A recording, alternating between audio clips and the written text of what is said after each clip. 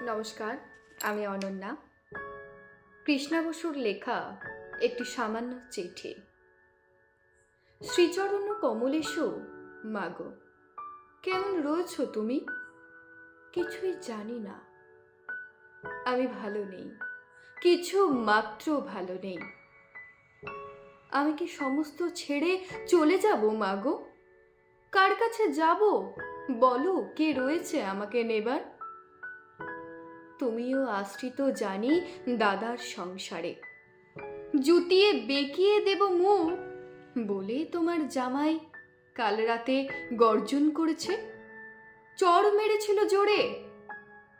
না মা, সত্যিই জুতো মারিনি এখনো, তবে মারবে বলেছে কোনোদিন। কেন বিয়ে দিয়েছিলি মারে? দাসী খাটবার জন্য? কেন তুমি আমাকে পাঠালে চেলি বেনারসি কনে চন্দনের সস্নেহ সুঘ্রাণে?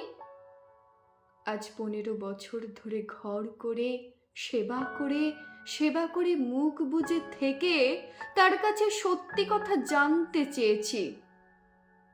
মাইনের সব টাকা কোনখানে যায়? স্বাভাবিক অধিকারেই জানতে চেয়েছি সবকিছু।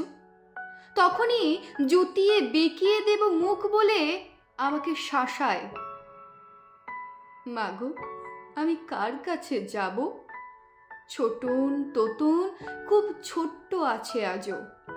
ওরা কোনো নির্ভরতা দিতে পারে বলো? বিয়ের পরের বাড়ি, বিয়ের আগের বাড়ি, বলো কোন বাড়ি আমার নিজের অধিকারে? মাগো, আমি কার কাছে যাব? নাকি মুখ বুজে মার খেয়ে রান্না করে সেবা করে রমণী রতন হয়ে জীবন কাটাবো? মাগো বলো, আমার নিজের বাড়ি কোনখানে আছে? মেয়েদের নিজের বাড়ি থাকে কোনোদিনও? ধন্যবাদ।